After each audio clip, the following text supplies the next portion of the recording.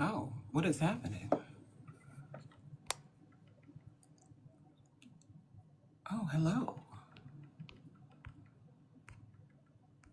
Oh my gosh. Green screen.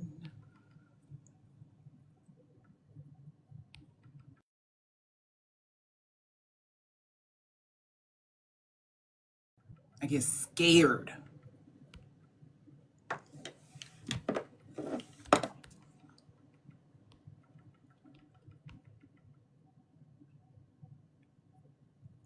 Ugh. Every dang on time. Every freaking time. Like my picture?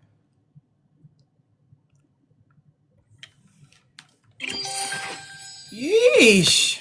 The technical difficulties. It's like, I know y'all want to see my beautiful face. Hey, everybody. Welcome to the show. Welcome to the show. Welcome in, everybody. It has been quite a day for me. Quite a day. The day was daying.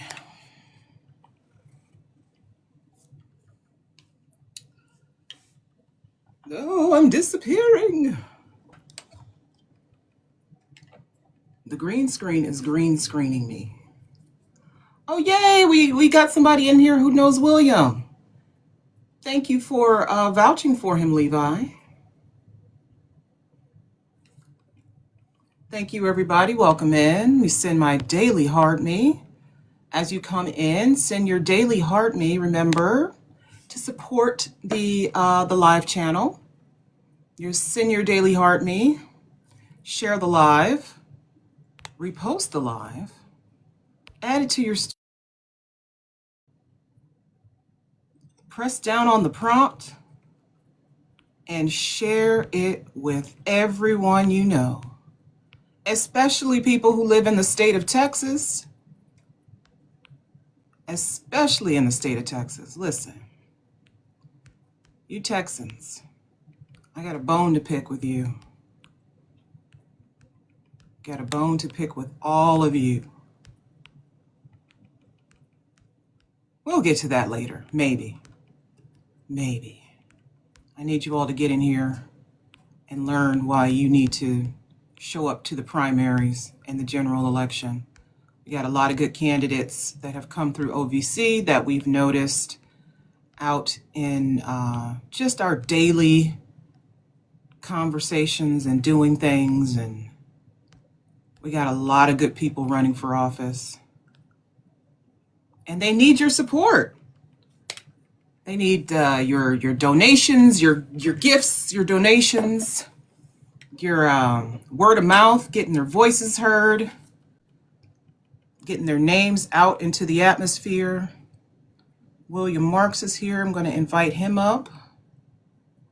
Again, if you're in here, hi, William. How are you? Hello, Miss Nikki. How are you? Oh my gosh. I wish I was Miss Nikki. She's fabulous and I love her, but my name is I'm Ayana. sorry. I just seen it there. I'm just No, popping Miss up on it. Nikki. Miss Nikki is our point of contact. She's our boss. I see. Sorry about that. No, that's fine. Miss Nikki, William says hello. I just got a heart. She just sent you a heart. Thanks. Oh. How are you this evening, sir? We are doing wonderful in Arlington, Texas. Arlington. Ooh.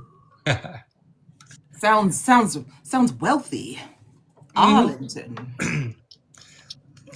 Call it the heart of Texas Congressional District 25, home to the Texas Rangers, Dallas Cowboys, and that's where Texas 25 starts, in Arlington.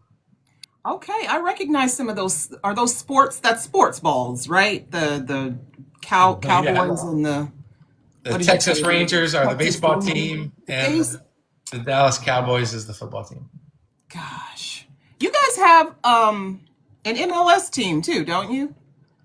Yeah. So if you get more toward the Dallas side, you have we have soccer, we have women's NBA, and also the NBA. So those are actually in Dallas, whereas the Rangers play in Arlington, and the Cowboys, their stadium is actually in Arlington, in Congressional District 25. Okay. Well, William, I'm going to ask you to turn your camera on so we can see your handsome, handsome face. Okay, we are on. Oh, there you are. Hello, William. Hello. Hi. Great to see you. It is okay. I'm calling you William. It's okay if I call you William, right? Yes, Williams. Okay. I thought maybe I would have to call you like Colonel or. No, we're all friends here. Everybody, we're friends here. Okay, William, have you shared this live with your followers? I think so, but just to make sure, remind me and everyone else how I do that. Okay, you can press down on the prompt where it says Town Hall William Marks. Just if you press long press, and then it comes up and it shows a list of your followers. Okay. And then you just hit send all the way down. Just there we go. yes, spam them. Be like, hey everyone, I'm answering questions. I'm getting roasted over the coals here. Yes. And also to the audience, when you're coming in and you're you're getting settled in, make sure to share this live. You can repost it. You can share it to your story as well.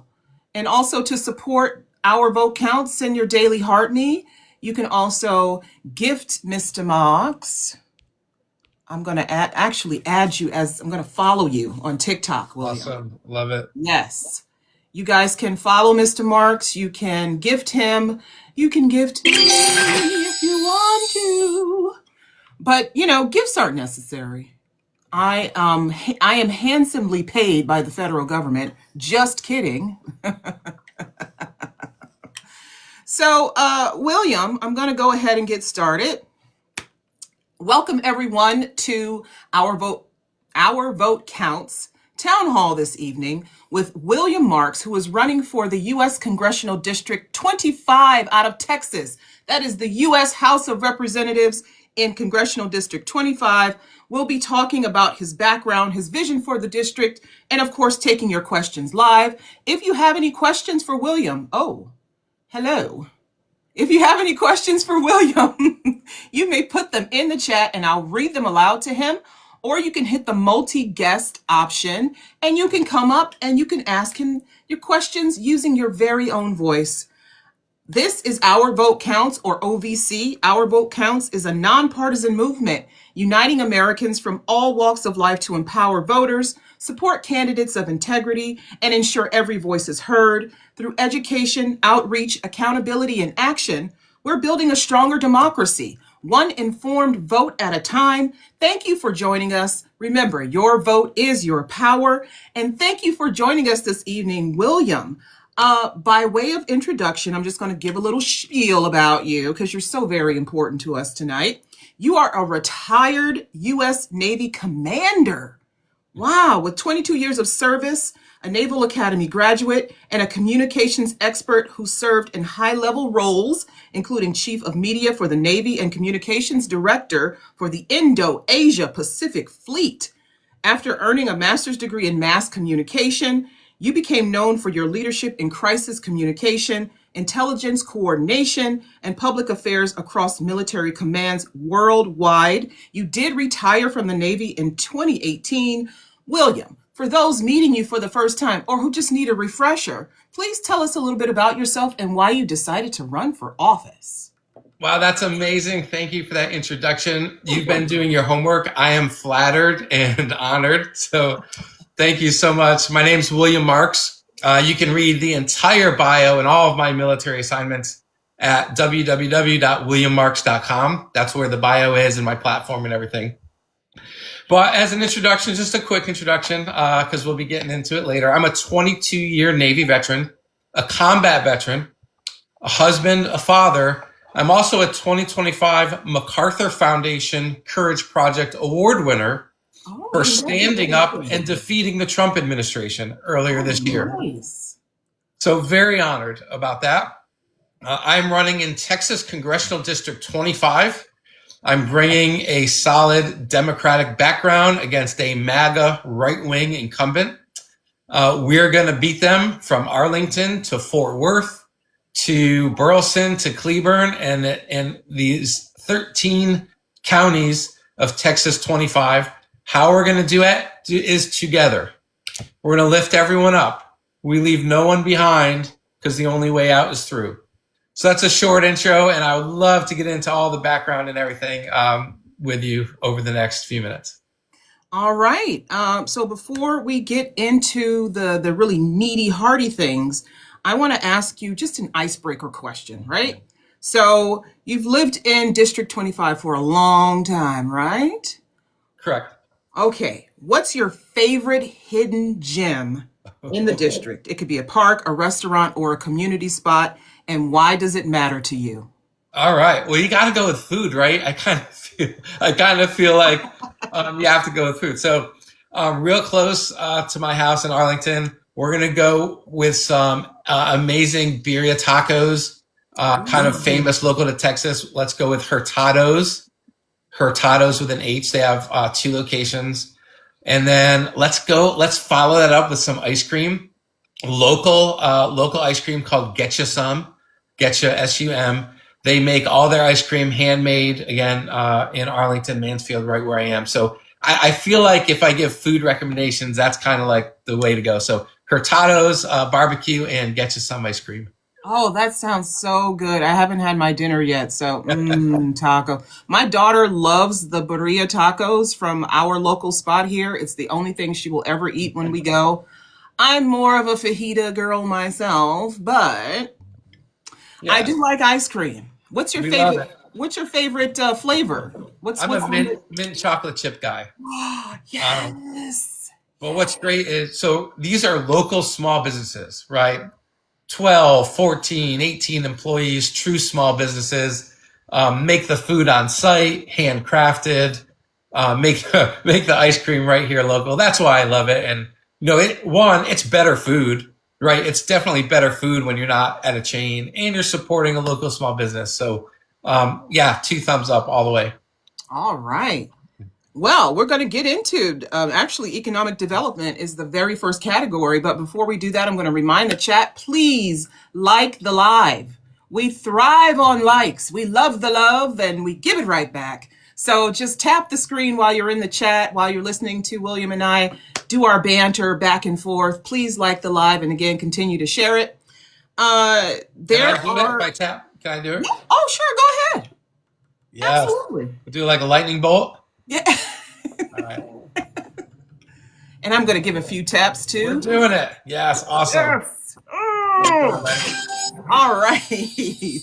So many small towns in your district are losing young workers to other areas such as Austin and Dallas because they feel there aren't enough local career opportunities. And you just spoke about some small businesses that employ locally. What specific steps would you take to bring new industries and job training programs into the district so residents don't have to leave to build a stable future? Yeah, we want the talent to stay here in Arlington, Fort Worth, Tarrant County, and District 25. So there are 2 things I think of. First, we have got to make jobs better for folks across Texas and all across America. How do you make a job better, right? That's a lot. Folks have a lot of slogans and sayings, but I want to do tonight is I want to give you specifics. I want to give you details that back up the slogans. Did I do that or did you do that? Someone sent you a gift. Sometimes the gifts they'll sit on your face or they'll sit on your head. Send me the cowboy hats. Thank you. So we have to make jobs better. And that's not just a slogan for me. I'm going to put action behind that. So we want to make these billion-dollar corporations reinvest in their employees. What does that mean? Give you the hours you need that makes to give you a good salary. Give you the hours you need so that you can qualify for health care Invest in your training. Invest in childcare if you need childcare. Invest in the healthcare system so that you don't have to pay so much out of pocket. Invest in you, especially those workers over 18 that are above kind of just a part-time level. Invest in them so that their wages are livable so they can put groceries on the table. And you may say, oh, well, that's going to cost a lot. Folks, these are billion-dollar corporations making their money from us. If they make billions from us, they can reinvest some of that back into their employees. And remember, they're using tax loopholes, tax breaks to get all these benefits. We're just asking them to pay their fair share. We're just asking them to pay what they owe. So their choice is you can reinvest in your employees to make these jobs better, or guess what? You don't get all these tax loopholes. You don't get all these tax breaks. So that's an option I'm going to present to these billion-dollar corporations. My guess is they're going to choose to reinvest in their employees to make their jobs better, to make healthcare better, because it's the right thing to do. But more importantly, we're giving them economic incentive to do that. So that's how we make jobs better. Once you build that base, once you build the base of jobs, then the talent's going to stay. The talent knows, hey, I can work 40 hours a week. I'm going to get a basic, decent healthcare for me and my family. I'm going to stay right here where I want to live. The second thing is, let's expand the skilled trade and let's expand agricultural roles, right? So typically you think, oh, I'm going to go to college, and that's amazing. I love that. But during my career, I have funded so many skilled trade programs. We're talking welding, electrical engineering, mechanical engineering, agriculture, like think of FFA and the 4-H. That includes videography, even things like firefighting. These are skilled trades.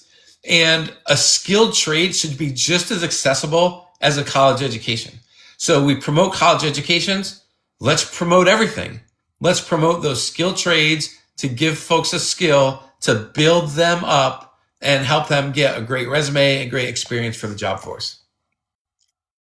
And of course, your district is like many districts across the United States. It's a mix of urban and rural towns. And so do you see yourself as having to manage those different interests? Like you have to find jobs that are appropriate for the urban areas, and then you have to consider what industries are in the rural areas that might need bolstering from the federal government.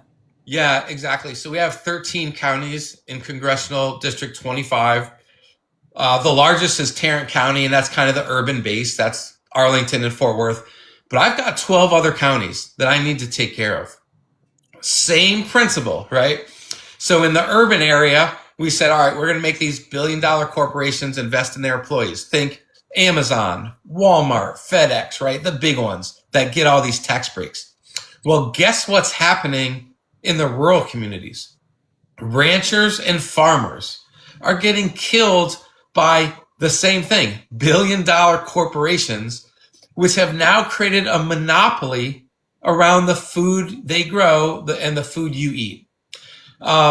Did you know it's only really 3 or 4 corporations that really control a vast majority of the food production and distribution, right? When you go to the grocery store, you go to the cereal aisle, there's 100 different types of cereal. So you think to yourself, oh, wow, we've got choice. There's competition here. Guess what? It's all the same company. It's all the same company. There is no competition. And because there's no competition, they keep the prices high. And this goes for almost everything you buy. When they consolidate, they create monopolies. They artificially keep these prices high. So you're never going to get ahead, right? We've got to break them up. We've got to allow in competition. If you're a small business, let's say, oh, you have the best barbecue sauce in the world, or let's say you have ice cream, you want to package it. Do you really think you got a shot at getting into Kroger or Albertsons or your local grocery store? No, because it's a monopoly. They're going to block you out. They will block out these small business owners. Now, look at the rural side. 20, 30 years ago, a rancher, for every pound of beef, right, raising cattle, they'd get 40, 50 cents on the dollar. Well, because of these monopolies, they're now down to about 10, 15 cents on the dollar that they get. It's a crime, folks. We have got to protect farmers, ranchers, and these true small business owners, protect them from these multi-billion-dollar corporations that are creating monopolies. They are forcing prices to go higher, and they are limiting competition. That's how we do it. So do you think it would be appropriate in your region, considering how the politics are leaning, to promote renewable energy projects that would bring jobs to the region? Yeah, so here's my thought. I don't want to limit anything. We should not be limiting ourselves. We should be expanding. And that goes for almost everything. That way, the market will decide what works best. So yeah, let's build solar, let's build wind, but let's also keep using the oil and natural gas resources we have. And now we can incentivize these. That's totally fine. And as time goes on, the best sources will win. Now, my belief is that over time, solar and wind get cheaper. You can store that energy through better battery storage, which is getting better every day, right? When you add those two things, those will rise. But I'm not saying cut out the oil and natural gas. I'm not saying cut that at all. I'm saying let the market kind of decide on its own and see how it goes. And my sense is over the course of the years, we will add more solar, wind, and renewable to this equation that needs a little bit of everything. So, okay, I'm just going to be honest with you.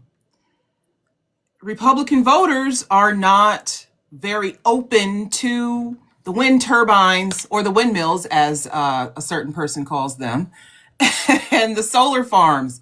They think it's ugly. They think it doesn't make sense to them. They don't understand it. I mean, even a lot of Democrats, they don't understand what is the point of this, et cetera, et cetera. How do you see yourself convincing people that, yes, this can work? It won't rob you of your pretty view when you walk outside. How do you see yourself connecting voters to these projects? Yeah, thanks. Great question. I understand.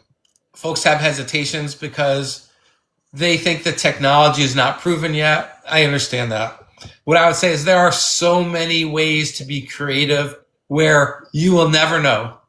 And actually, the only way you'll know is when your electricity bill gets cheaper, right? You can put solar on your house. You can put, think about parking garages, roofs of buildings. When you go to a shopping mall, do you know what the roof looks like? No, right? We don't know that. There are so many ways to build these things. One thing we have a lot of is land. It's also a way to preserve the land that we have, right? Because these are renewable. These are, for the most part, clean energy. So think of it this way. This is a way to preserve the land we do have. Plus, you can make it relatively easy. It's unobtrusive. For a lot of folks, it might just be their house. The way to do that, right? Remember, we want to move toward being able to store some of this energy so that when it's night or when it's cloudy or when the wind's not blowing, you can store that. We're getting really good at that. Maybe not today, but as time goes on, we're advancing really far into that. So, and again, that's the future. That's why you have to invest in it. We already have invested in what got us here, and that's terrific. But we also need to invest in the future. That's how things get better, by investing in the future, and that's renewable. All right, I like that answer. Thank you. So the chief executive of the White House is on a tour, an affordability tour, right? Yeah, but he said it was a hoax. Remember. But it's a hoax. He said it's all a hoax. It's all a hoax. Everything's a hoax. And he's talked to some people, and he's been asked questions, hey, we're being squeezed in these markets, we're being squeezed by, we go to the supermarket, the job market. How do you, what economic solutions would you champion to make living in your district more affordable while still supporting long-term economic growth? Yeah, it all goes back to eliminating corporate welfare that Washington, D.C. Republicans have handed out for years. And you know something, to be honest, it's a little bit Democrats too in Washington, D.C., right? There's no one here that's going to get left out. But we have got to stop this corporate welfare, and Republicans are the kings of corporate welfare. Amazon, FedEx, Walmart, Google, Tesla, they do not need any more tax breaks. Even Warren Buffett said it. He said, "Why am I paying less taxes than my secretary?" He said that. Why is my secretary not paying more taxes than I am? We all know this is wrong, right? In your heart, in your gut, you know that Jeff Bezos and Amazon don't need any more tax breaks. Anyone who says they do it's not true. They're already making billions of dollars. Walmart, the Walmart family, how many hundreds of billions of dollars do they need? So, and again, we're just asking them to make them pay their fair share. Just pay what they owe to society. Pay what they owe to their employees, because it's not right for their employees to need SNAP benefits, and it's not right for their employees to not be able to afford childcare, and it's not right for them to cut your hours so far that you can't make enough to put food on the table, and they cut your hours so far so that you don't qualify for the health care. Folks, believe me, these multi-billion-dollar corporations can afford it. We just have to stop the corporate welfare. Once that happens, jobs get better. People have more money in their pockets. They spend that money. When their jobs are better, they can spend the money. They save the money. It translates into increased money in the economy for everyone. That's how you do it. And we have some comments in the chat. Ashley Banks says that corporations don't need workforce grants either. Are you familiar with workforce grants? No, go ahead and explain, and I'll give you my opinion. Well, neither am I. If Ashley would like to come up and talk about them, she's welcome to. Let us familiarize us with them. If you want to do that, Ashley, you're welcome to do that. But yeah, so affordability, I think that's going to be the theme for the primaries and the general election next year. So that's something definitely that you want to focus on. And affordability looks different in, again, the urban areas and the rural areas. It might cost a lot more to live in urban areas, and in the rural areas, you know, your costs are relatively low. You may be you know, you got an easier kind of life, but you're dealing with healthcare costs, and those are on the rise for rural areas. And you saw the vote today, as we're going to get into the healthcare questions, you saw the vote today for the healthcare premiums under the ACA. Both plans that were introduced failed. And okay, so this means that fewer people are going to have health insurance. Yeah. And oh, here's Ashley. Here's Ashley.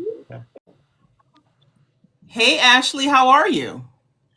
Hi, good evening, everyone. Hello, Mr. Moore. Congratulations on your bid for Congress. Hey, Ashley. Thanks for joining. Thanks for your question. Go ahead.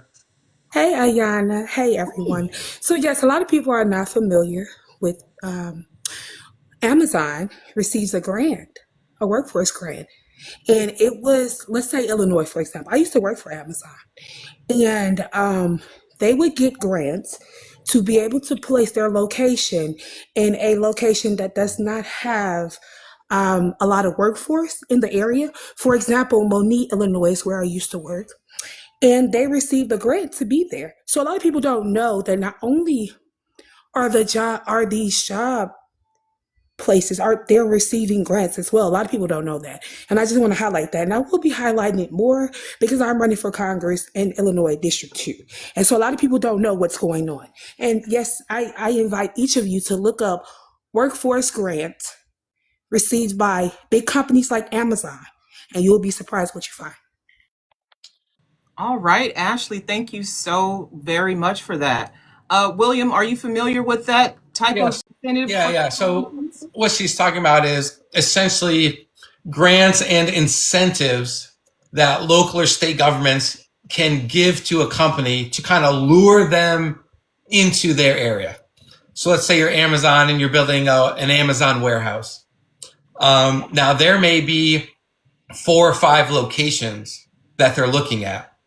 And one location may say, oh, we've got a lot of extra land over here. Hey, Amazon, we want you to come over. And if you do choose our state, we'll give you some like tax incentives and things like that. So there are 2 schools of thought, right? On one hand, I don't believe at congressional level, like at a federal level, that those should be completely outlawed. I do think counties and states should have some flexibility to bring in corporations and bring in, jobs into their community. So let's say you're a rural community and you have lots of land and you're like, oh yeah, like we don't mind an Amazon warehouse. So if Amazon, you bring your warehouse here but you have to do it right. You have to make them promise a certain number of jobs, a certain number of economic activity, and a certain amount of investment into your community, right? And you have to write that in. And if they do not meet that, guess what? They lose any incentive, right? So you have to write that into kind of the proposal that, okay, you will provide 500 jobs and this much economic development. But if you write that in, I think it's okay to allow communities and states to kind of, negotiate like that. Now, it can't be corporate welfare, right? And so when I speak at the federal level in Congress, what I'm running for, I'm mostly talking about the corporate welfare of them not paying their fair share of taxes and not paying their fair share to invest in their employees.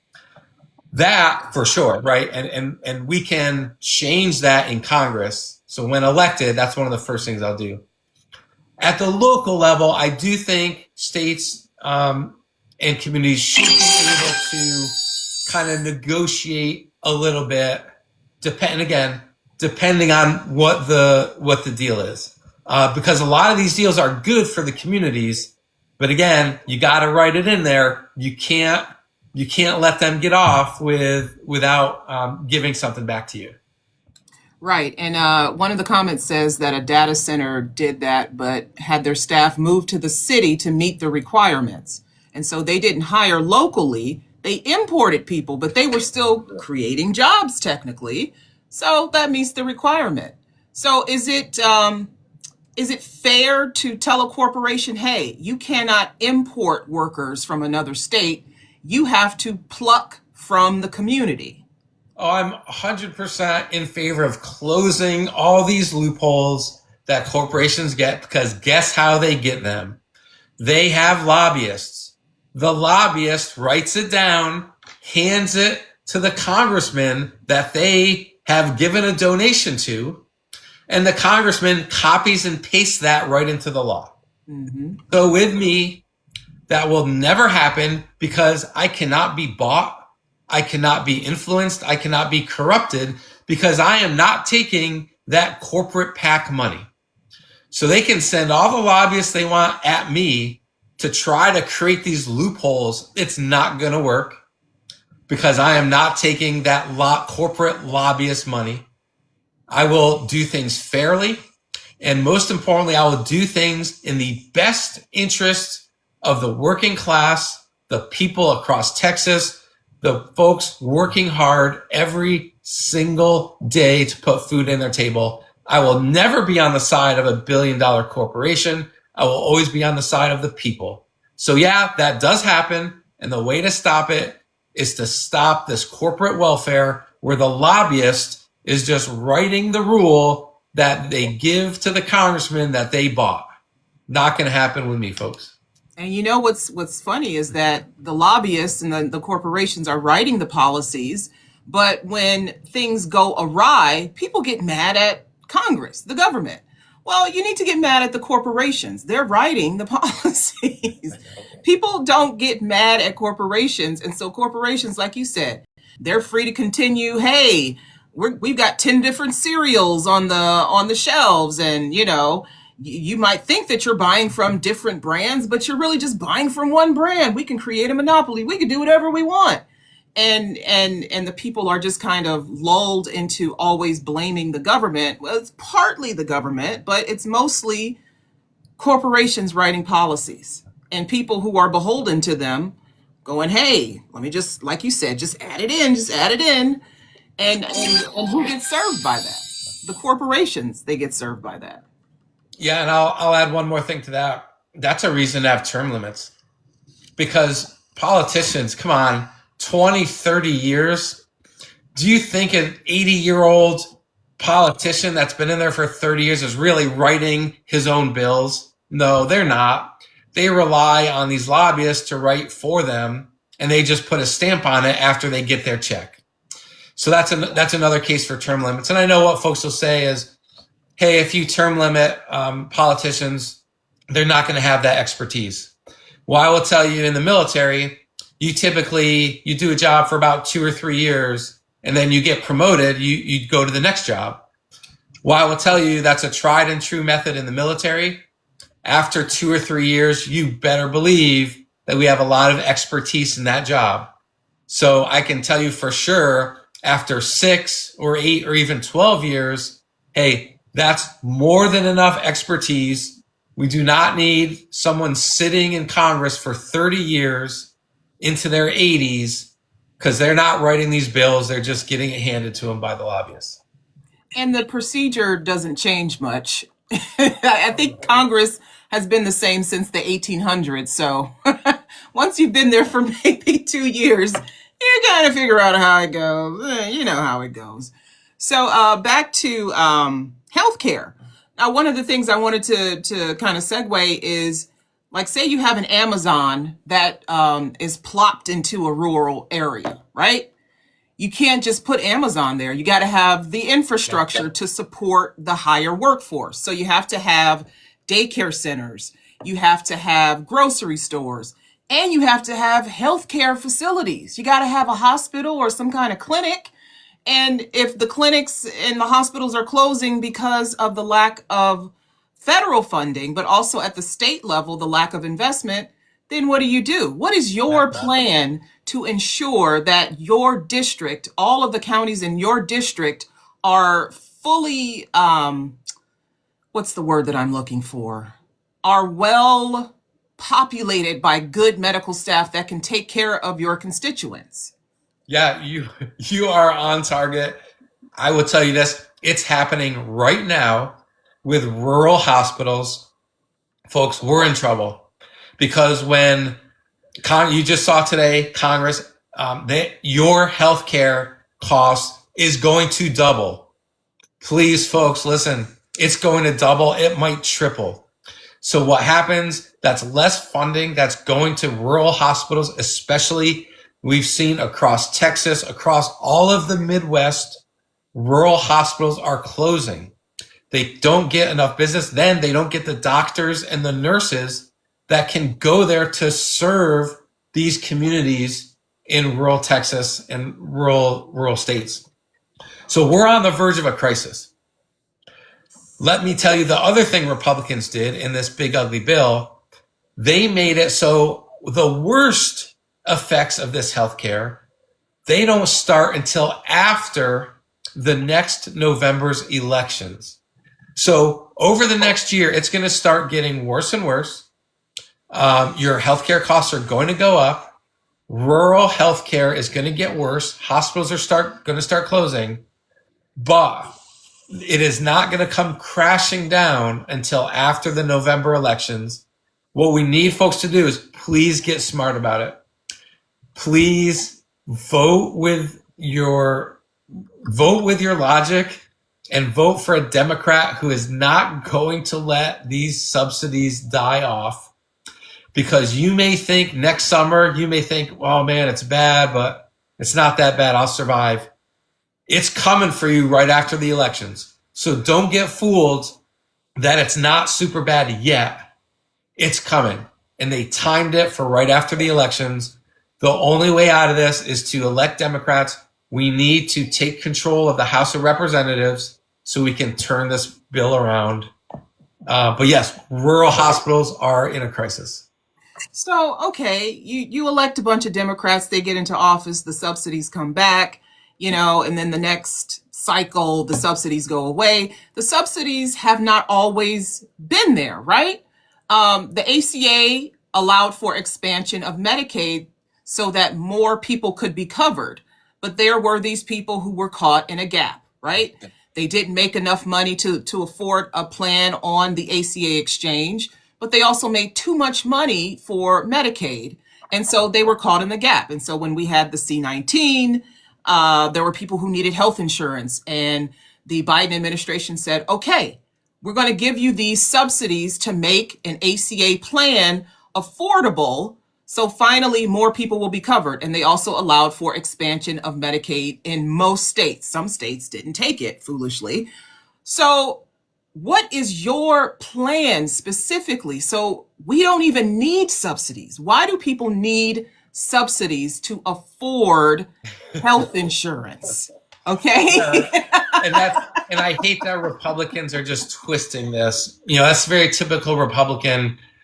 They find a gotcha word and they try to make that gotcha word something that is now kind of like a curse word almost, right? Like a dirty word, yeah. Yeah. So here's what it is. No one should be caught in the middle. We should expand healthcare so that everyone is covered. And the way to do that, I know, and I hear people already, how are you going to pay for that? And that's a fair question. That's right. That's a fair question. And if I cannot answer that, I don't deserve your vote. But I can answer that. And the answer is billion-dollar corporations like United Healthcare should not be the middleman between you and your doctor. They serve no purpose other than to build a profit for themselves and for their shareholders who buy their stock. Think about this. How do they make money? When your level of care goes down, when your claim is denied, they make a profit. All right, we have got to stop that. The system like that should not exist. They make more money when your care gets worse. We need it to be remove that multi-billion-dollar middleman, make it a nonprofit. Nonprofits are amazing entities that serve millions of Americans and do an amazing job. That's the way it was in the past. There is no reason for United Healthcare to be making $5-10 billion off of you and your family just to make your healthcare get worse. All right, I like that answer. Texas, as a state, has one of the highest maternal mortality rates in the country, and many women report delayed or denied care due to insurance gaps. What specific policies would you push for to improve maternal health outcomes and make pregnancy and childbirth safer for women in your district? Yeah, this is a war on women. That's what it is. I'm married. I have a daughter. My wife is seeing her health care get stripped away. She's seeing the government put their hands in her health care. The government should get their hands off of women's health care. That's the first thing, right? We've got to make it safe for women to make their own decisions. Why is the government telling my wife what to do, my daughter what to do? That is not the American way. So we have got to get the government out of women's healthcare decisions. The health and the decisions of a woman on the care she needs should be up to that person, not the government. So I want to get the government's hands out of my wife's health care, hands out of every woman's health care. Let her get the care she needs and stop blocking very common sense procedures that they need. All right, and we have another question for you from Ashley again. Hello, Ashley. I'm sorry, guys. I'm That's sorry. okay. Mr. We Mark. appreciate the Thank you, Ayana. Thank participation. y'all for having me. Don't block me, guys. I got a quick question No. for you. So I am in agreement. Thank you so much for that, because I was a victim of my child dying due to faulty healthcare. But I will say this. I have a question. Are you, or have you thought about investigating some of these hospitals or some of these businesses who have wronged the American people? Because as Congress people, we can investigate, and my goal is to investigate a lot of these hospitals within my district, of course, and to put forth, if me and you win, my goal is to put forth the initiative to start to investigate these banks, these jobs, these hospitals for faulty practices. Because I noticed that a lot of Congress, the administration now, they're not investigating. They're investigating mayors, they're investigating governors, but why are we not investigating the people who have put so much turmoil on the people that we're supposed to serve? And I'm out of here. That's all I want, Mr. Marks. I'm out your way. Thank you, Thanks Ashley. for that hat. I appreciate it. You know what kills me? These systems were in place. Look at the Consumer Financial Protection Bureau. These systems were in place to protect Americans across the country, working class Americans, from financial predators and multi-billion-dollar companies, and the Trump administration dismantled them. These were in place so that financial institutions could not prey on everyday people. And it was working, and it got dismantled. What we have to do when we get elected, we have to rebuild these systems that work for people, not against people. We need to build a government that works smarter, not harder. We need to build a government of the people, by the people, and for the people, not for billion-dollar corporations. Many of these were in place, from election law, which we need to get into later. Election law and regulations were in place, got overturned. Financial protections for everyday Americans were in place, got dismantled. So a lot of this, the infrastructure and the mechanisms were built by very intelligent people, and they've been dismantled by the Trump administration. We've got to build them back to protect the American people. And another thing we've seen at the state level is changes in tort laws. So you're able to sue a doctor or a hospital, but maybe you're not going to get as much money if you win as you would have, say, 30 years ago.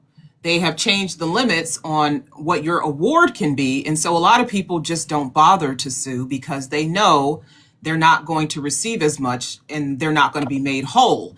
And at the federal level, when it comes to federal law, there are some things that Congress can do. I understand you can't do much at the state level, but at the federal level, when it comes to suing doctors and suing hospitals and pursuing justice for the people, like say, for instance, with these huge, swaths of doctors who have overprescribed medication and who have had to pay millions and billions of dollars, the Justice Department can go after them on behalf of millions of people. But if it's just a few people, we see that, there's not much interest in pursuing justice. How do you see your role at the congressional level in protecting American people who are wronged, like Ashley said, by the medical system? Yeah, it's all about fairness, right? When I look around, I go to communities, people have more in common than they have different. We just want to get back to fair. So look at an insurance company. Do you ever watch like football on Saturday or Sunday? Every other commercial is an insurance company, right? Oh my God, Progressive, State Farm. Who do you think's paying for that? Guess what, everybody? You are and I am. Why? Insurance prices are through the roof, and they are raking in billions of dollars just to spend it on advertising for football advertisements. None of this makes sense. In your gut, in this voice in the back of your head, it tells us something's wrong. We have just been in this loop for so long of advantages going to billion-dollar corporations instead of to the people. We just want it to be fair. We just want a level playing field. I don't want an advantage to any one group, any one organization, any one individual. I want things to be fair so that everyone has a fair shot. That's the American dream. That's what we promise people. We promise people that we would protect them. We promise people that if they worked hard, they could put food on their table. If they worked hard, they could have great public schools. They could afford their insurance. This is the American dream. This is what we promised. And Republicans are giving it away to billion-dollar corporations so Jeff Bezos can have his 5th yacht. That is what we've got to stop. All right. I love those responses. And now we're going to get into some rapid fire political style questions. Okay. These are going to be yes or no, either or one word responses. And the first question, what's the biggest threat to democracy right now? The election system, the broken election system. Okay. Actually, we can leap from that. What do you think about the Electoral College, and what do you think should replace the Electoral College? Yeah, so let me do this. So that's a tough one, because what I want to do is start with things we can change at first, and then things that might need, let's say, for example, a constitutional amendment. Let's get to that later. So all that we need to overturn Citizens United is a law, right? Mm-hmm. That's something Congress can do on its own. So I'll go bring you back, 20 years or so. Senator John McCain, one of the good Republicans, helped write a set of laws that established fair elections, right? Fair elections that limited the amount of corporate money, things like that. Well, as you know, that got overturned in a case called Citizens United. But again, these systems were in place and they were working pretty well. They were working better, at least better, right, than now. So that was overturned. We can focus on that. Focus on eliminating that dark money, that billion-dollar corporate PAC money. And folks, this isn't hard. Guess what? Corporations are not people. Say it with me, right? A corporation is not a person. Wait a minute. I have someone on the phone here. He says corporations are people, my friend. Seriously. So we just have to get back to basics. That's what I say. Get back to basics, reestablish these guidelines that we had in place that were working pretty well. Let me add in one more. And I know you're going to love this because it's gerrymandering. 5 years ago, Democrats wrote a bill that would have banned gerrymandering across the country. So folks, it doesn't matter where you are. If you're mad at California, that's Republicans' fault. If you're mad at Texas, that's also Republicans' fault. If you're mad at Illinois or wherever, that's Republicans' fault. Democrats wrote a bill. Guess how many Republicans voted for it? It's not hard. It's zero, folks. It's zero. The answer is zero. So Democrats wrote a bill to ban gerrymandering across the country. We could live in a society right now with no gerrymandering if 10 Republicans voted for it. That's all it would have taken. So again, these procedures and systems are in place.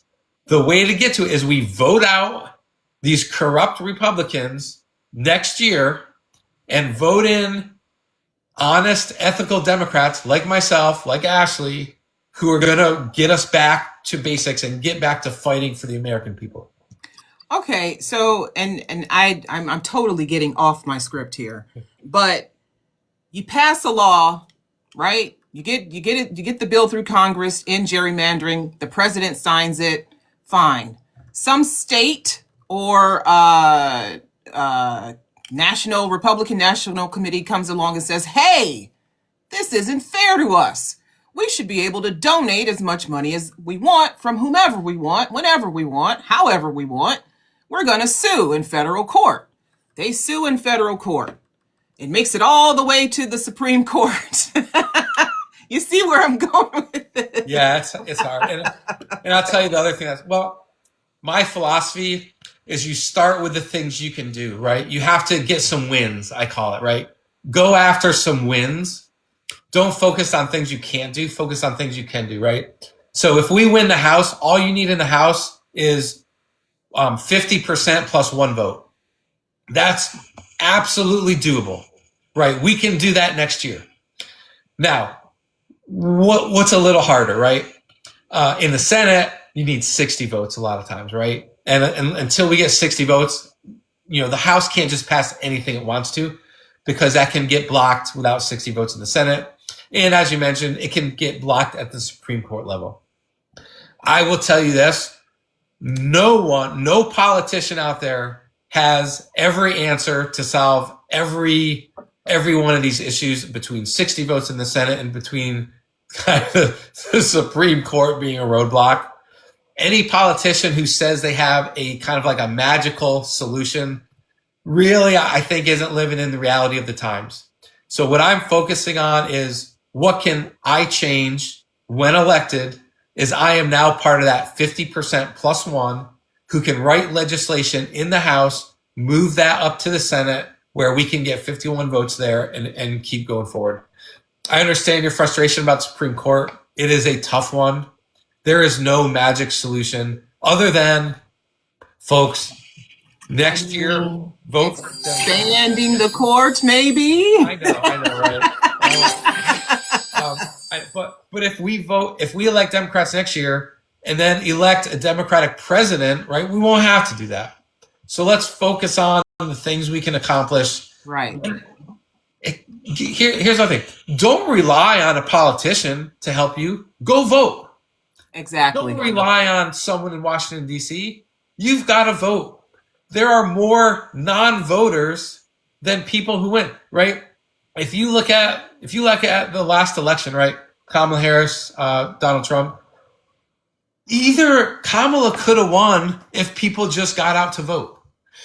That it doesn't take flipping MAGA, conservative, hardcore Republicans. It just takes people getting out to vote. That's all it takes. So let's talk about that. I'm just going to move around to local issues and constituent focused. Texas has a problem getting people to the polls, sir. And now we have Representative Jasmine Crockett running for Senate, and I hope she wins. But my goodness, all have got to galvanize younger voters, number one. I think if you galvanize younger voters, then you could see some big upsets. But you got to get people to the polls. What is your plan as a Democrat running in a heavily red district to get people to the polls? I'm glad you asked, because I say this every day. A Democrat is not going to win just as a protest vote against Trump. If you're a Democrat and all you say is, "Oh, I don't like what Trump's doing. That's bad, bad, bad." Folks, you're not going to get enough votes. What I am giving to you, I am giving you someone to believe in. I'm giving you someone to vote for. I am standing on my 22-year career of service. When someone needed to brief the United Nations Security Council ambassadors on intelligence issues, I answered that call. When someone needed to brief the vice president on intelligence issues, I answered that call. When someone needed to roll out a $160 billion budget with billion-dollar ships and aircraft carriers and jets, I answered that call. And finally, When someone had to stand up to the Trump administration earlier this year, I answered that call. I built a coalition of 1,200 people. I flew across the country, put boots on the ground, built a volunteer team. We looked the Trump administration in the eye, and they caved in. They blinked.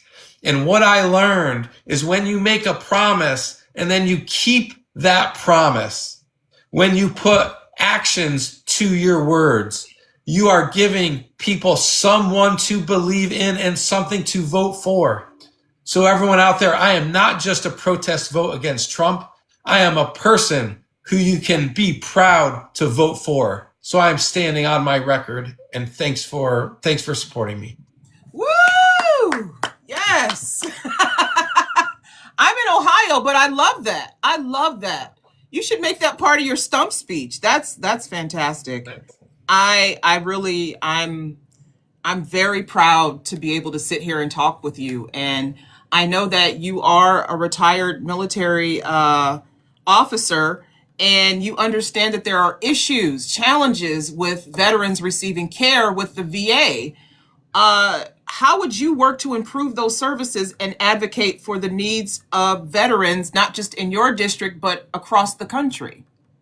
Yeah, it's true. It's true. And I'm out here to support veterans like myself and veterans across the country. We have got to get back to the foundation of serving the American people, not serving billion-dollar corporations.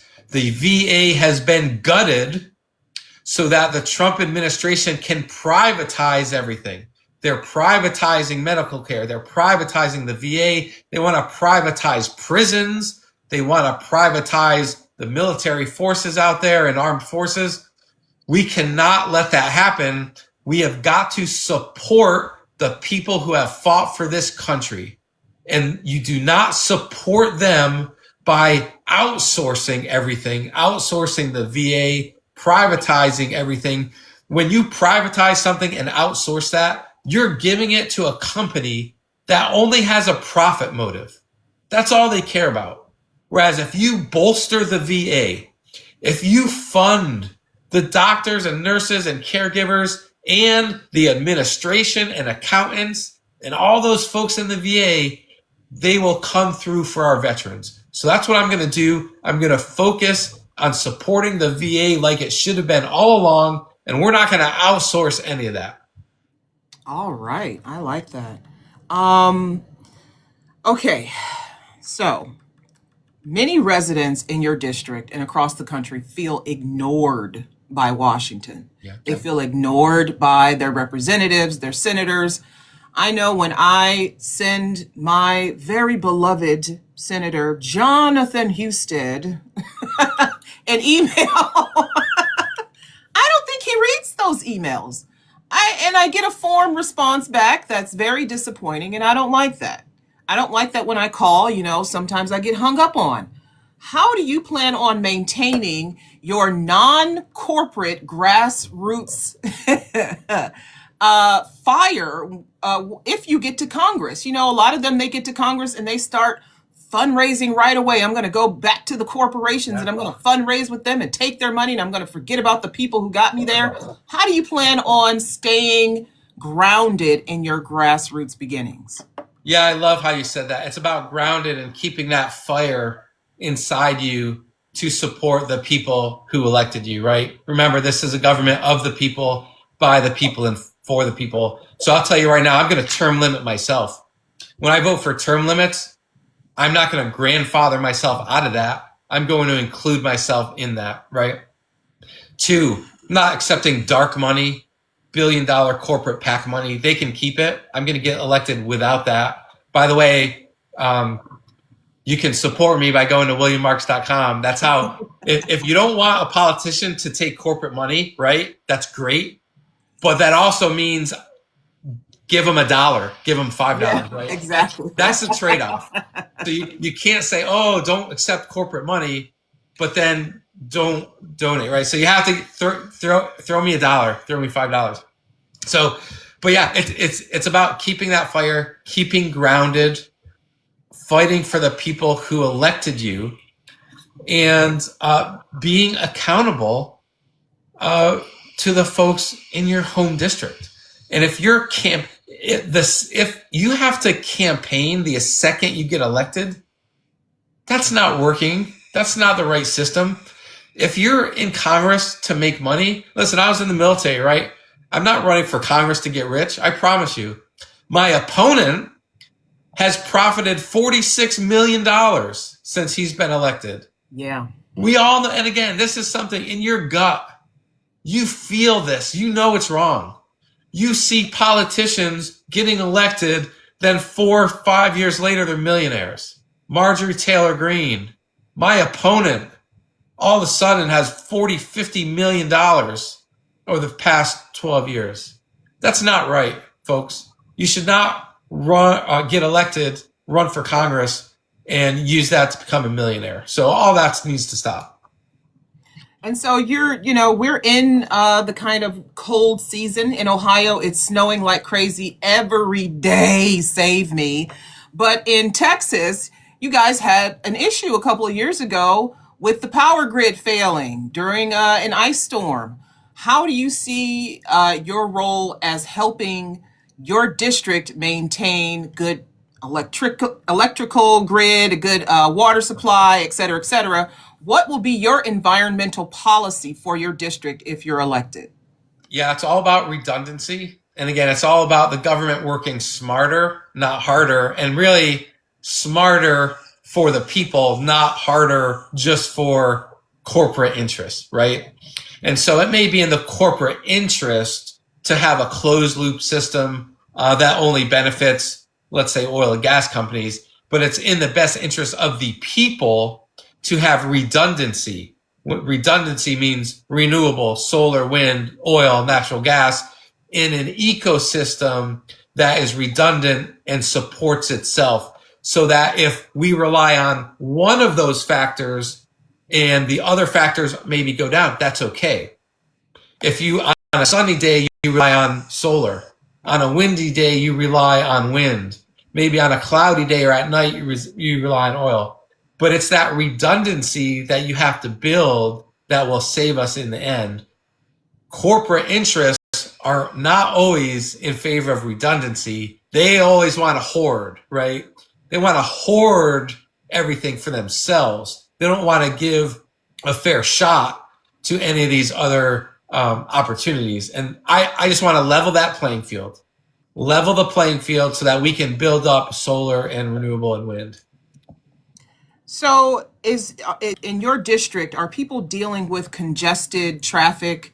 Like, there's so much traffic that it takes them an hour to get to. I mean, I have friends who live in Houston, who live in San Antonio, who live in Dallas, and all they complain about is the traffic in Texas. And I'm like, well, what can you do about it? What can you do about that? Why look? How about this? I'll kind of use this as a bit of good news. So in Fort Worth, not too far from my house, they're building a ton of infrastructure. Guess how they're building that infrastructure? The Biden Bipartisan Infrastructure Act. Right. How about that? Right. When we invest in our communities, we see the roads get better.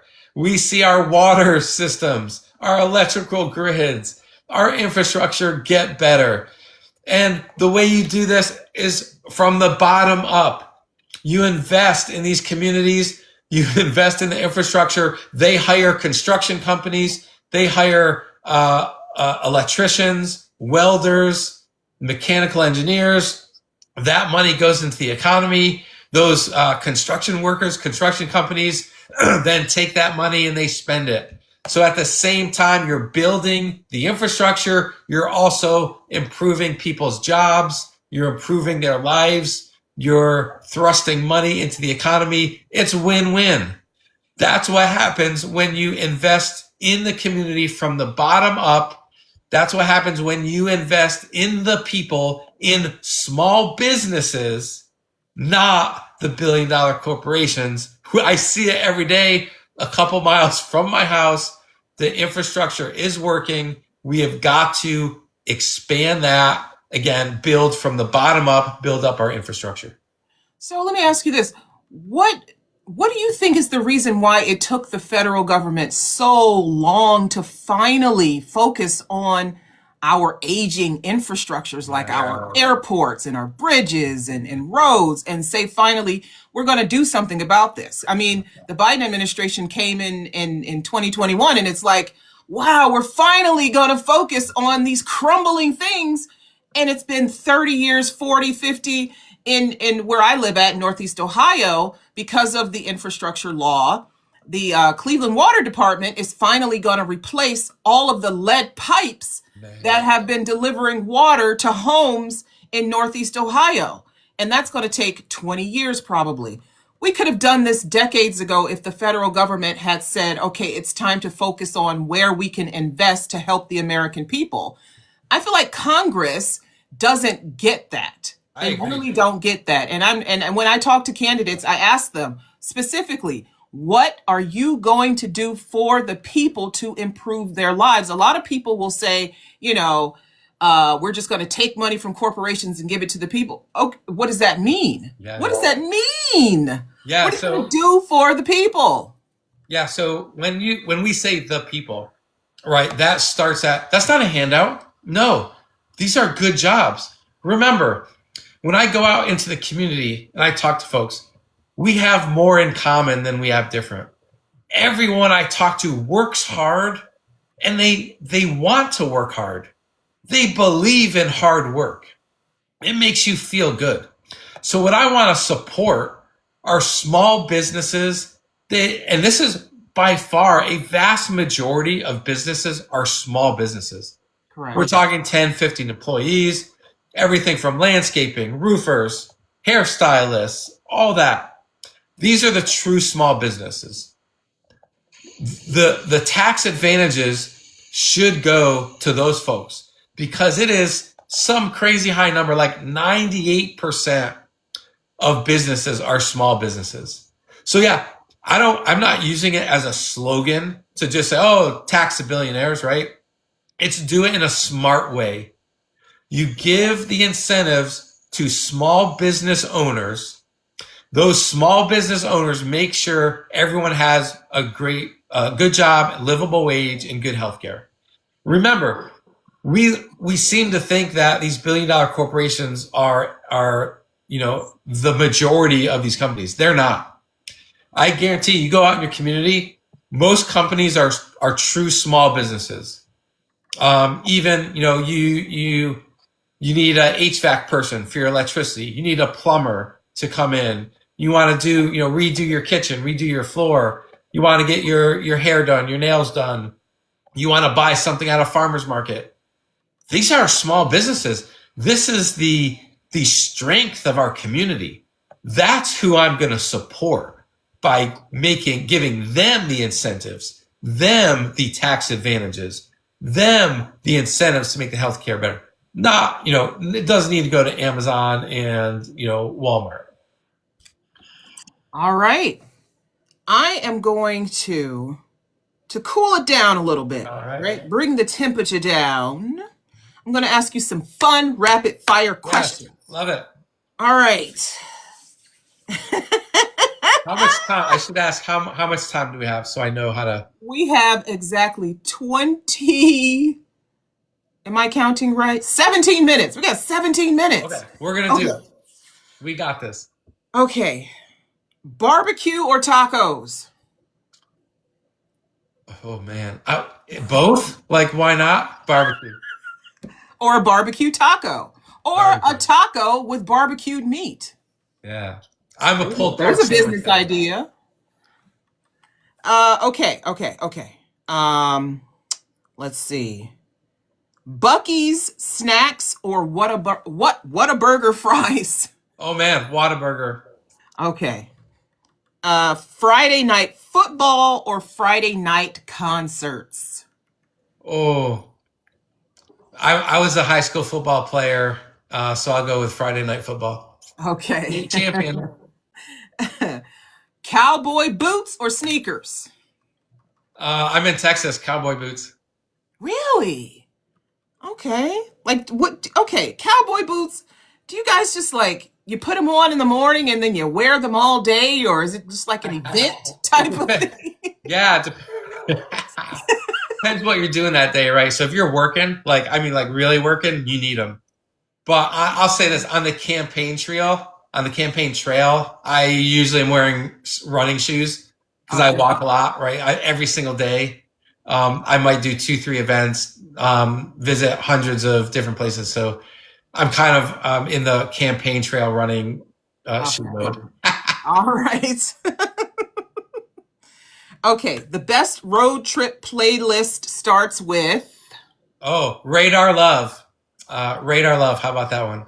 What is that? You're gonna ask me who wrote it, and I'm gonna blank. But Radar Love. It's a kind of a tiny obscure band. And he sings it a little bit. Yeah, look it up. You know what? I was on your website and I saw you quoting. You said the great poet. The great poet. John Bon Jovi. I said, wait a minute. You live for the fight when that's all that you got. Yes. That's true. That's hilarious. Living on a prayer. Folks, I'm telling you, everyone out there, and I don't mean this, I'm not saying this for heart, tough love. There is no easy way out of this. The only way out is through. We're not going to win this with advertising. We're not going to win this with billboards. We're not going to win this with spamming you. We're not going to win this with wishful thinking. We live for the fight because that's all that we got. So the only way out is through. That means you, and I'm pointing at you if you're watching, you've got to be tough. You've got to get involved. And more than anything, you've got to vote, and you've got to drag your neighbor to vote. That's the only way out of this. Right. So when you're out, you said you're on the campaign trail. When you are out on the campaign trail, what's the response that you're getting from voters, especially in the rural areas? And you know that people are leaning to the right, to the Republicans. What's the response you're getting? Yeah. So I'll tell you this, amazing positive response almost everywhere I go. Even the people who have voted, say, conservative, again, we have more in common than we have different. What happened is they believed a bill of lies that was given to them. They believed promises that never happened. And I don't blame them. Listen, I was fed up too. I was fed up with the government not working for me. I was fed up with, the healthcare system being broken, the election system being broken. So you can't even go to the DMV, right? And it's not just some messed up, broken system. So I understand their frustrations. I understand that they want the government to work better for them.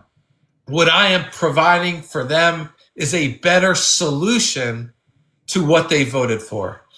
I am saying to all those voters out there, I see your pain. I agree with your frustrations. I'm not going to dismiss those frustrations. I'm going to fix those in a better way than what Republicans have promised you. I will fix those in a way that serves the people, not serves corporations. But out there, yes, they have legitimate concerns. If you had 30 seconds to convince a voter who's on the fence, what would you say to them? I'm going to make your job better. I'm going to make your health care better by reforming the healthcare system. I'm going to make everyday living affordable. And I'm going to wrap that up in an umbrella of ethics and integrity running on my 22-year career of service. All right. Okay, let's see. I like the quick response. Those are good. The rapid fire. Chocolate or ice cream? Chocolate or vanilla?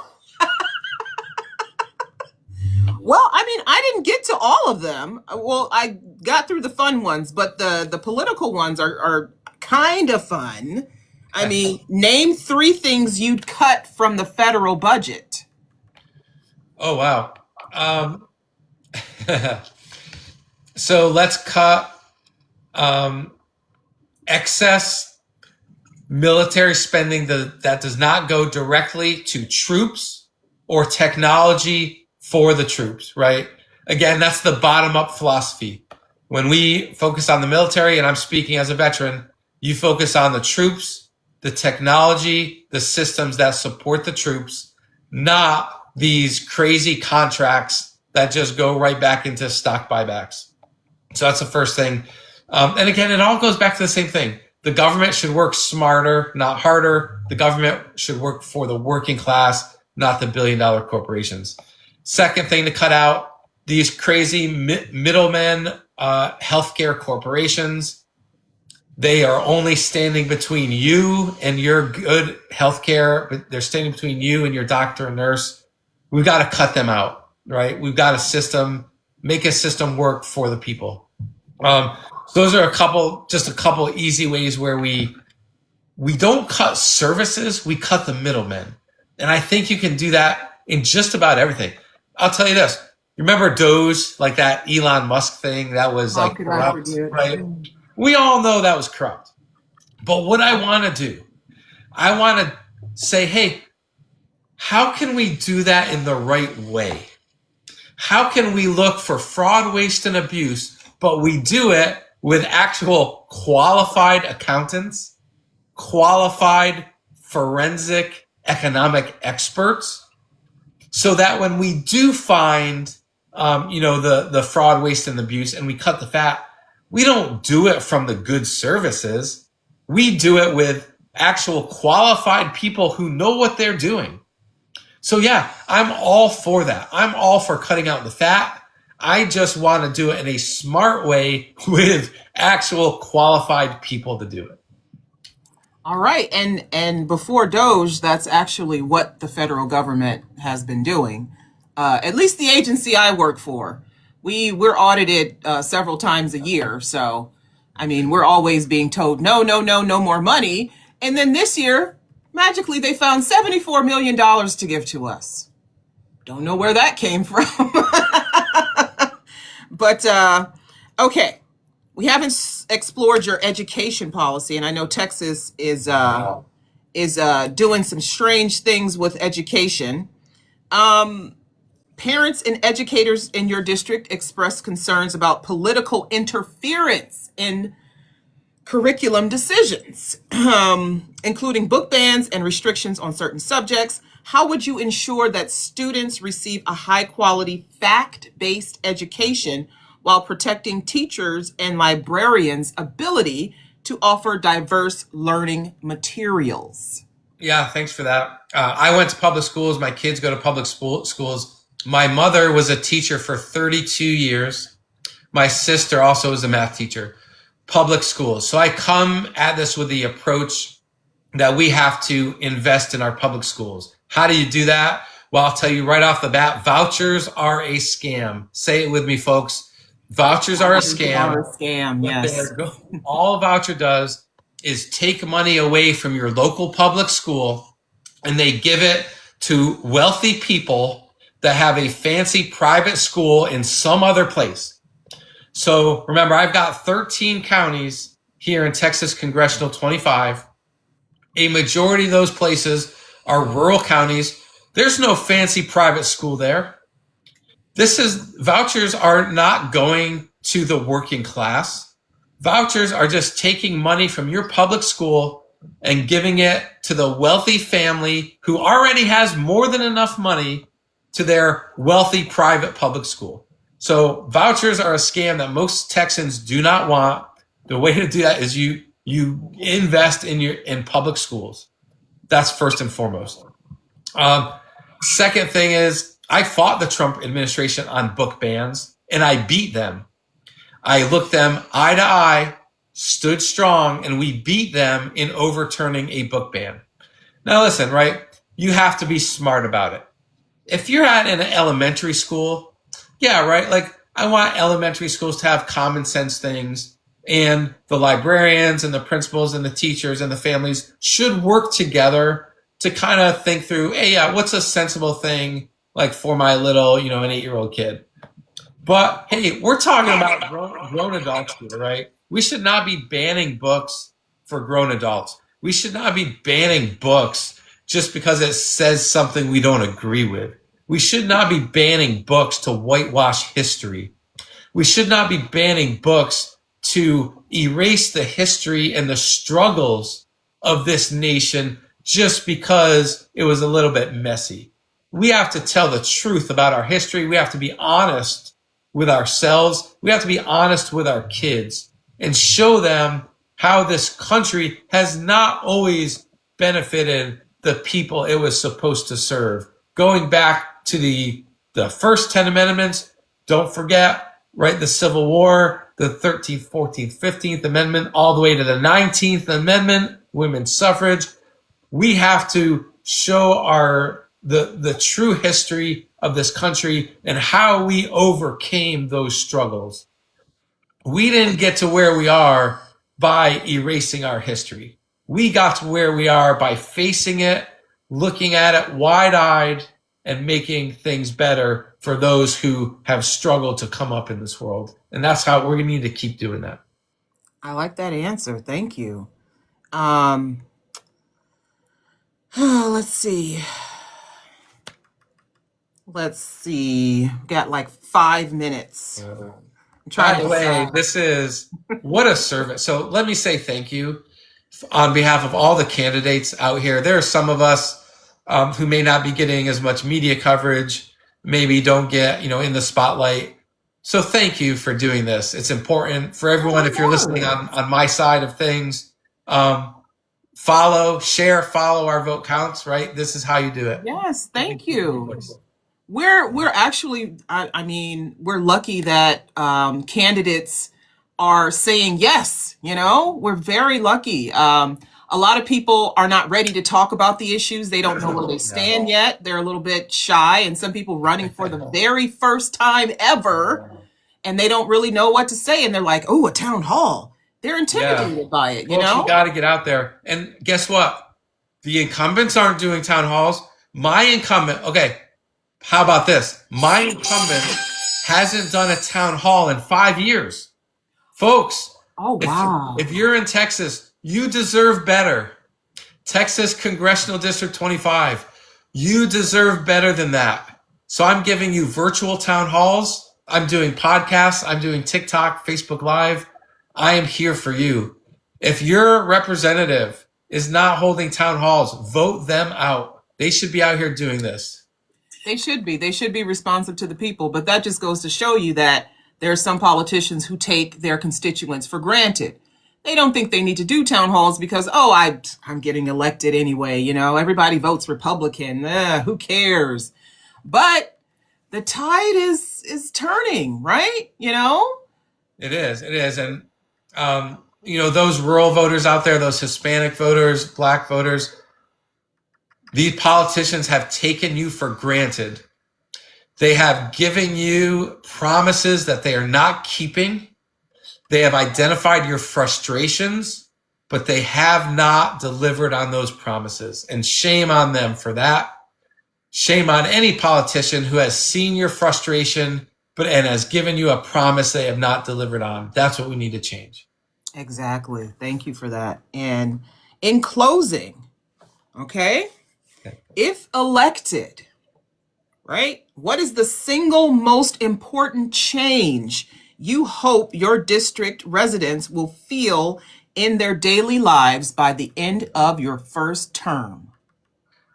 I want affordable living to get better. I want them to put groceries on the table. I want them to have great public schools for their kids. And again, the people I talk to work hard and they just want a fair deal. They just want the American dream that was promised to them. You all work hard. You deserve a fair shot in the American dream. And I want people to say, look at William Marks. He helped me get a fair shot at life. He helped me. And no one wants a handout. No one wants a free pass. And they're going to say, he helped me get a good job. He helped me put food on the table. He helped my health care get better. He did it in an ethical way with integrity. And he helped me get my shot at the American dream. All right. That's wonderful. And can you let the people know, again, your lovely website, All right. where to find you on the socials, your website, and what they can do to support your campaign? For sure. Thank you. Go to williammarks.com. Okay, this is brand new. Check this out. I want to give you something different. So we made these baseball cards. Oh, I like It's got on the back that. like all my military service. Oh, So yeah. if you go to williammarks.com, you're going to see this baseball card. Any donation, I don't care if it's $1, I will send you one of these baseball cards. I'll even autograph it for you. But I want you to feel appreciated. I want you to feel that someone's fighting for you. So go to williammarks.com. You're to see this baseball card first thing. Click that link. Any donation I see from that link, I will send you one of these in the mail. Okay, I'm going to do that. I'm going to do that because I want a signed William Marks baseball card. That would be so cool. My first bit of political merch from the primaries. Do you know the date of the primary? Like when can people start voting? Yeah, primaries in March. That's in Texas, everywhere, first week of March. So what you will see is me on the ground doing things in person, meeting people where they are. I promise I'm not going to spam you with advertising. I'm not going to have random billboards on the street. I'm going to be out meeting you, shaking your hand, talking to you. That's where you're going to see me out and about in Texas Congressional 25. We are full speed ahead to the March primary. And what do you think sets you apart from the other candidates in your primary? Yeah, the most important thing is I'm not just running as a protest vote against Trump.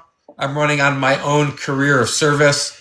I put all that's on my website, every single assignment, my whole biography. I am someone you can vote for. I'm someone you can believe in. And I'm not just running as a protest vote. I'm running as a better candidate that's going to be out there fighting for you. That's right. You have actual policies. That's what the people want. They want to know what you're going to do, how you're going to pay for it, and how it's going to benefit them. And I believe that you have conveyed that tonight. We appreciate you for joining us this evening, William. I mean, it has been wonderful, very enlightening. And I do hope that the Texans, if you're listening, I know we have a lot in the audience. Go vote if you are living in that district. And I have been pounding the Facebooks and the threads for my Texan friends saying, hey, make sure you all show up for the primaries, not just the general election. The primary is very important also. And that's the goal of Our Vote Counts is to educate people. And again, we're so thankful that you were able to join us tonight. We hope that you and the audience, if you're around, if you would like to join us again for our next town hall, Saturday at 6 p.m. Eastern, where joining us will be Lauren Jewett, who is running for the U.S. House of Representatives in the Democrat primary for Louisiana's 1st Congressional District. Again, that is Saturday at 6 p.m. Eastern. We would love to have you join us, be in the audience. Also, we have candidate roundtables. Miss Nikki, who you met at the beginning, will send you more information about the Candidates Roundtable if you would like to join us on Sunday, December 21st at 3 p.m. Eastern. You can come in and talk to other candidates who are running for office. Just kind of, toss ideas around and, hear what other people are talking about, what other ideas people have. Join the roundtable. We're going to have a few more in January and February as well. And again, thank you for joining us, William. I am Ayana Fakir. We have been talking with William J. Marks, who is running for Texas's 25th Congressional District for the U.S. House of Representatives. This is Our Vote Counts, a nonpartisan movement uniting Americans from all walks of life to empower voters, support candidates of integrity like William, and ensure every voice is heard. Through education, outreach, accountability, and action, we're building a stronger democracy, one informed vote at a time. Again, thank you everyone for joining us. And to our researchers who helped me out so much, I really thank you all so much for coming up with the questions. Thank you for joining us. And remember, your vote is your power. Everyone have a great evening. Good night.